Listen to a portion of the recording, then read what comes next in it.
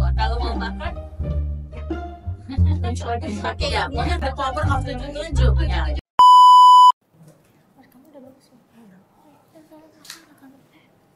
Ibu. Hai. Hola. Halo. Ibu kayaknya capek banget deh, Bu. Dari mana, Bu? Dari Camino.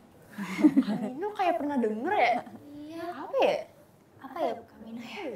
Camino itu peziarahan menuju ke Katedral Santiago de Compostela, tapi dengan jalan kaki. Kalian sedang apa di sini? Kita tuh sebenarnya lagi rekam podcast, Bu.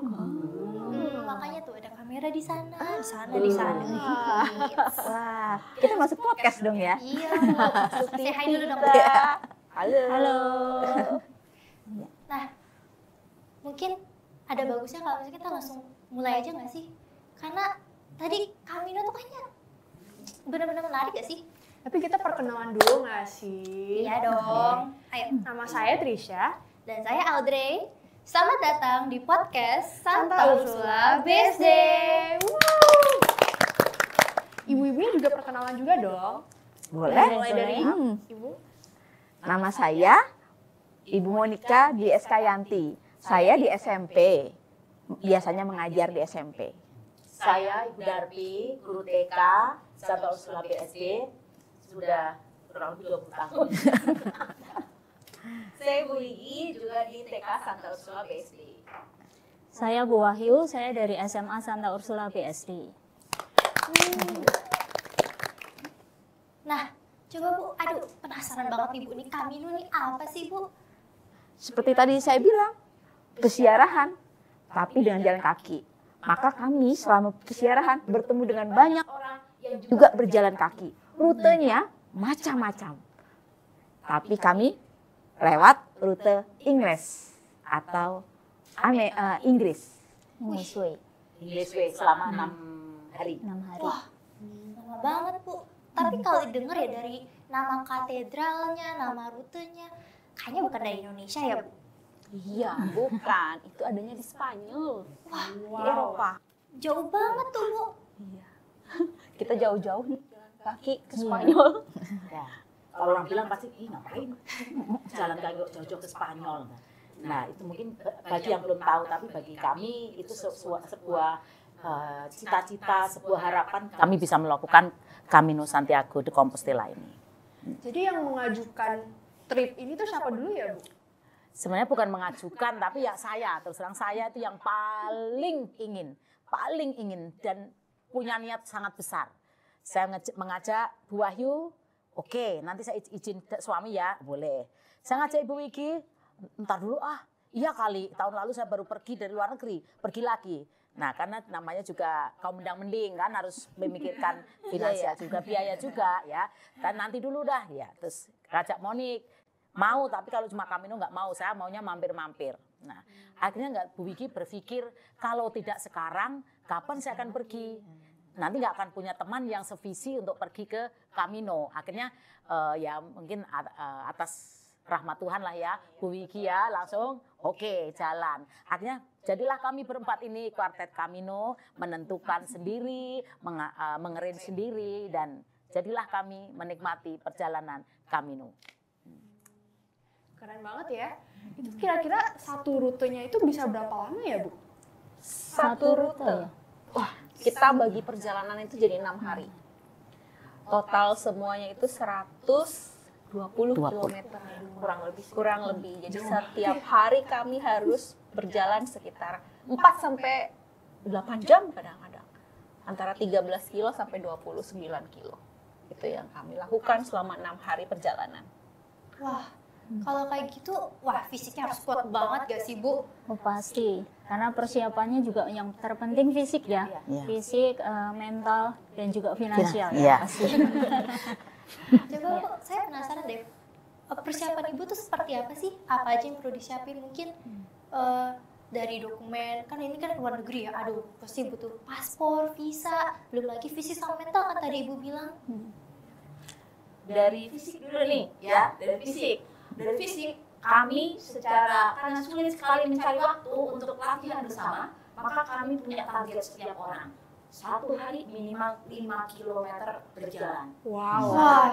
Targetnya kurang lebih kalau 5 km kurang lebih 1 jam ya, kita menyisihkan waktu untuk berlatih sendiri. Tapi kita juga punya nih, berlatih bersama-sama. Tujuannya untuk apa? Supaya kami juga tahu kemampuan kita berempat seperti apa. Kita saling mengenal satu sama lain, ritme berjalannya itu seperti apa, sehingga kami saling mengenal. Karena kami nanti akan pergi dalam waktu yang lama hanya berempat dan berjalan kaki. Nah itu yang terpenting.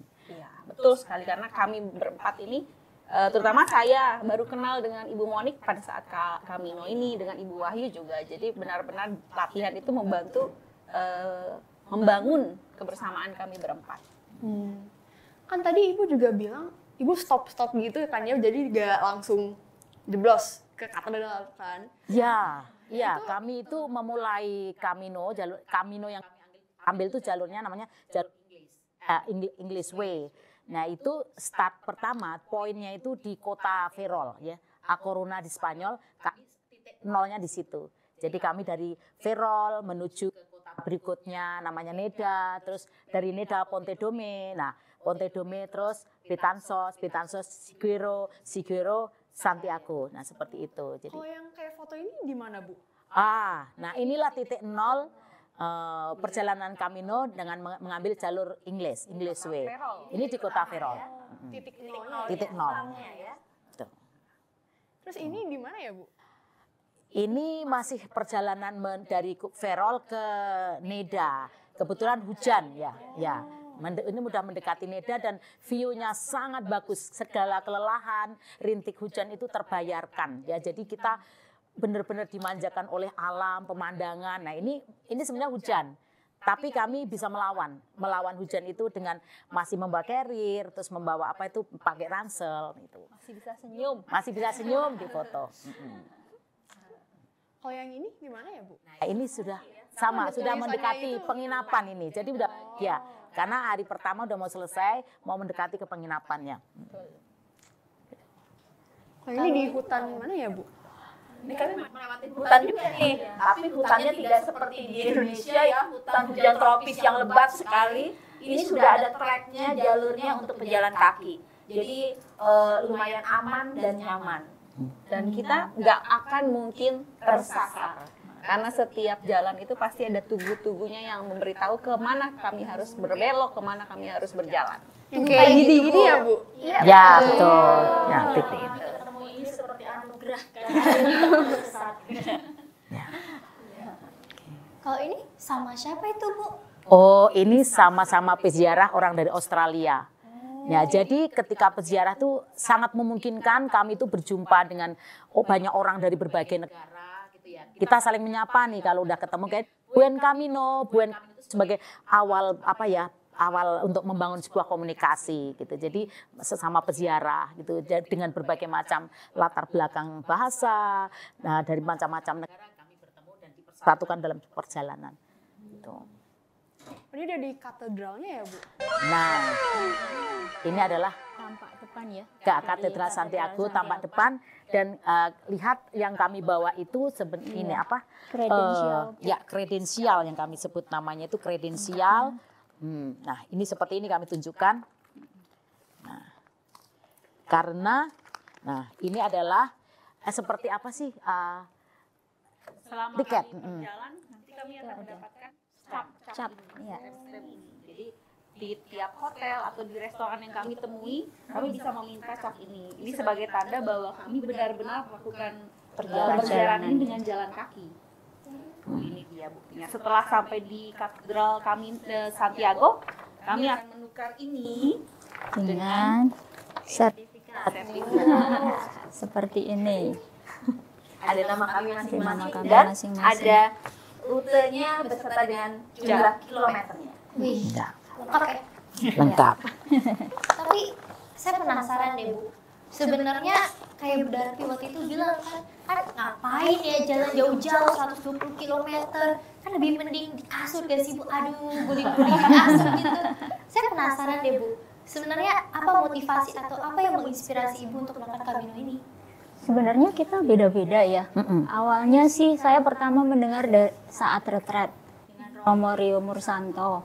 Beliau juga share sedikit tentang perjalanan Camino. Tapi kalau beliau itu mengambil jalur yang Ignatian, bukan Camino Santiago, karena beliau kan Yesuit.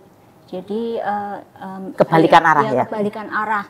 Dan itu memang belum terlalu populer. Jadi kalau kita ikut Romo Rio, kita belum siap karena ada di mana perjalanan cukup panjang dan harus memakai camping, camping, nggak bisa menginap di penginapan. Kemudian juga ada jalur-jalur yang mungkin untuk peziarah pertama pasti agak berat. Makanya kami akhirnya ngambil jalur yang cukup populer di Spanyol juga gitu. Nah itu di setiap perjalanan pasti ada tantangannya ya Bu? Nah mungkin bisa diceritakan dikit tantangannya apa aja? Tantangannya sih banyak ya, tapi nggak tahu kenapa dari kami itu selalu membawa sukacita dalam setiap perjalanan. Sehingga kami hampir tidak merasakan tantangannya apa ya, tapi yang benar-benar tantangan yang utama itu hanya ngantuk gitu ya. Jadi bayangkan kita harus berjalan tapi ngantuk. Nah jadi kita mencoba kadang kita merem sambil berjalan ya, karena kita tidak mau banyak istirahat. Kalau banyak istirahat duduk, nanti mau pergi lagi berdiri lagi itu akan susah. Jadi kalau udah duduk gini habis kami jalan pasti nanti akan susah, jalannya nggak bisa setegap. Ya, jadi kita meminimalis istirahat ya. Lalu di hari pertama dan kedua itu hujan. Tapi mungkin hujannya tidak seperti di Indonesia yang butirannya besar tuh ya. Jadi masih oke lah buat kami untuk berjalan. Sehingga suhunya memang sekitar 14 derajat. Begitu di pagi hari sekitar jam 8, jam 9 kami itu sudah harus mulai start. Karena jam 8 itu mungkin seperti kalau di Indonesia seperti jam 6 pagi, setengah 6 begitu ya. Jadi matahari juga belum begitu terang gitu. Itu hujan ya. Lalu yang kedua tantangannya adalah kalau perjalanannya itu menanjak. Tanjakan. Saya terutama kalau cukup berat ya untuk saya. Jadi beruntung ya kita ketemu dengan orang Edwin ya dari Lituania yang berbagi cara bagaimana menaklukkan tanjakan, yaitu dengan berjalan zigzag.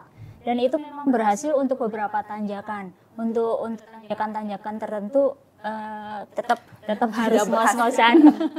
Jadi memang kalau saya tantangan terberat memang di tanjakan. Meskipun sebenarnya tanjakannya nggak terlalu ekstrim, tapi tetap saja karena panjang dan terus menerus. Jadi itu yang membuat kami ngos-ngosan juga. Kan tadi juga udah sempat bagi tips buat nanjak ya Bu.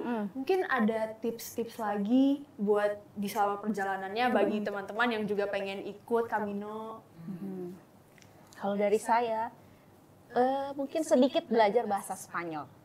Karena sepanjang perjalanan itu karena di daerahnya kota kecil sekali ya, hampir banyak tidak bisa bahasa Inggris. Jadi semua komunikasi, semua mereka memakai bahasa Spanyol. Sedangkan kami nggak punya basic banget bahasa Spanyol, jadi begitu sampai ke sana, bahasa tubuh ya Bu? Bahasa tubuh. Bahasa tubuh itu lebih cepat ditangkap daripada bahasa Inggris. Iya, kita punya pengalaman banyak. Pengalaman ya. Kita sebenarnya mau meminjam pembuka botol. Pembuka botol wajib sebagai guru bahasa Inggris Sudah menyiapkan kalimat untuk bicara. Untuk meminjam. Saya bawa botol Langsung paham. jadi insecure sebagai guru bahasa Inggris. Gitu. Tapi kalau dengar dari cerita penginapan, terus kurang bisa bahasa Inggris lah ya. Saya jadi penasaran. Terus, nggak, maksudnya mereka tidak bisa ngomong bahasa Inggris. Saya jadi penasaran kalau masuk penginapan, makan di restoran tuh jadinya gimana dong Bu? Kalau di pusat-pusat informasi kebanyakan mereka bisa bahasa Inggris ya. Lalu kalau di penginapan juga sebagian bisa bahasa Inggris. Walaupun sedikit ya, sama lah seperti kita. ya akhirnya kita coba karena semua sudah di booking dari awal, ya kita hanya menunjukkan paspor. Kalau mau makan, ya Ya, pokoknya the power of tunjuk-tunjuknya ya. Terus nanti kita lihat mesin kasirnya 5. Seperti itu. Dan kalau tadi kan persiapan apa, Bu Monik tadi fisik ya, fisik, terus kayak belajar bahasa. Nah kalau secara finansial juga pasti dipersiapkan. Terus kebetulan hal yang menyenangkan bagi kami itu punya bendahara nih. Monik itu bendahara perjalanan kami dan sangat ketat dalam pengeluaran uang dan keluar masuknya berapa. Jadi tiap hari mungkin kita kayak patungan, naruh 50 euro, 50 yuan. Dia mengelola. Nah gitu. Jadi kami bisa settle lah dengan punya bendahara seperti ini. Meskipun dananya terbatas. Dana terbatas tapi bisa dikelola dengan baik gitu ya. Tapi mendengar dari ceritanya Ibu, pengalamannya Ibu ya, rasanya nih Camino udah melelahkan, capek, menguras energi, tapi kok Ibu masih bisa apa ya, tersenyum, bahagia gitu ya Bu? Sebenarnya kan susah ya, udah capek gitu, rasanya pingin marah gak sih? Aduh ini perjalanan panjang banget, nanjak lagi. Aduh, gimana Bu caranya Ibu bisa tetap? Itu tadi, kami tuh mengemas perjalanan dengan penuh sukacita sebenarnya. Karena juga rugi kan kalau kita ke sana membawa aura negatif, kita udah bayar, udah kehilangan uang, kok ke sana kok cuma negatif. Dan lebih perjalanan ini adalah perjalanan spiritual kami, bagaimana kita menekan emosi-emosi negatif, bagaimana kita bertoleransi dengan teman, bagaimana kita menjaga satu dengan yang lain. Menjaga bukan berarti kita harus selalu mendorong-dorong harus gini, tapi kita menjadi pribadi yang sendiri-sendiri juga, tetapi juga bersama, sehingga perjalanan itu menjadi menyenangkan. Tidak ada yang mengeluh, tidak ada yang menuntut begini harus begitu, tidak ada. Sehingga hal ini yang membuat kami bertahan selama hampir 6 hari berjalan, diwarnai dengan sukacita, tersenyum. Nah seperti itu sih. Tapi bagaimana Bu perasaannya Ibu pas udah nyampe di, wah akhirnya ketemu juga ini katedralnya. Akhirnya sampai gitu ya. Senang banget pasti. Udah puji Tuhan banget kita selama perjalanan nggak sakit, itu kita udah bersyukur begitu sampai di depan katedral yang kami hanya lihat awalnya di gambar di TV, akhirnya ada di depan kami dan berdiri begitu megahnya. Luar biasa banget perasaan itu. Iya, dan hampir tidak bisa berkata-kata sih. Begitu masuk, kayak hening sebelah nih. Gitu ya udah seperti itu, kayak mengagumi. Jadi eksplor kami tentang katedral sendiri itu pun dirasa masih kurang ya, masih ingin berlama-lama gitu di tempat itu. Dan memang waktu itu kita seperjalanan dengan ibu ya, seorang ibu yang kita jumpai di hampir di setiap perhutian ya. Cuman ibu ini dari Italia ya, itu sungguh-sungguh sungguh-sungguh menyemangati juga. Artinya begitu sampai di katedral, kita peluk-pelukan itu seperti dipeluk ibu sendiri gitu ya. Jadi seperti ya ampun, bisa ya kita yang selama ini membayangkan kayaknya nggak mungkin deh, kayaknya susah banget ya. Sekian kita nabung harus sekian tahun, tapi akhirnya tercapai juga. Bisa pergi. Bahkan melihat ujungnya dari jauh kita sudah. Iya betul. masih berapa kilo kan ujungnya katedral itu udah kelihatan. Wah itu kayak optimis banget. Jadi kayak begini ya rasanya. Kalau punya perasaan optimis, kayak sesuatu yang sudah di depan mata, yang sudah kita capai dengan bersusah payah itu perasaannya seperti ini ya. Nah seperti itu ya. Jadi ada kepuasannya. Kan ibu-ibu udah melakukan perjalanan yang sangat panjang dan capek ya Bu. Mungkin ada pencerahan mungkin atau mungkin kayak pelajaran yang didapat dari perjalanannya itu? Kalau pencerahan mungkin ya banyak ya. Maksudnya bukan pencerahan, tapi kita belajar banyak dari sana. Artinya kita bertemu orang-orang baru, kita bertemu budaya baru, dan pasti deh kita membandingkan dengan apa yang kita punya, dan kita belajar banyak di situ. Bagaimana ramahnya mereka, bagaimana kebiasaan mereka, bagaimana mereka mendengarkan dengan mendengarkan dengan hati. Karena ketika kita bicara hanya sekedar buen Camino, tapi memperhatikan. Jadi sapaan-sapaan seperti itu kan menguatkan ya, semakin menguatkan kita. Dan juga kebiasaan-kebiasaan yang baik yang bisa kita lihat. Nah, kalau untuk pencerahan atau kita ya karena kita kan tujuannya ziarah ya, sama tujuannya ziarah, jadi pasti ketika kita mengalami kesulitan, ketika kita ada di titik paling lelah, paling rendah ya, maksudnya kita benar-benar putus asa, itu kita otomatis kita berdoa, otomatis kita mengucap sesuatu yang mungkin kalau di sini yang ada kemarahan, tapi ketika ada di sana ya sudah, kita coba untuk membiasakan lagi bagaimana mengendalikan emosi, mengendalikan kemarahan, dan akhirnya yang keluar ya Tuhan, terima kasih Tuhan, Engkau andalanku, seperti itu. Jadi itu yang saya pelajari dari proses perjalanan yang cukup panjang dan melelahkan. Kalau yang lain mungkin? Kalau saya ketenangan hati ya, ketenangan hati. Saya tidak merasa takut, saya tidak merasa khawatir, itu suatu mukjizat bagi saya.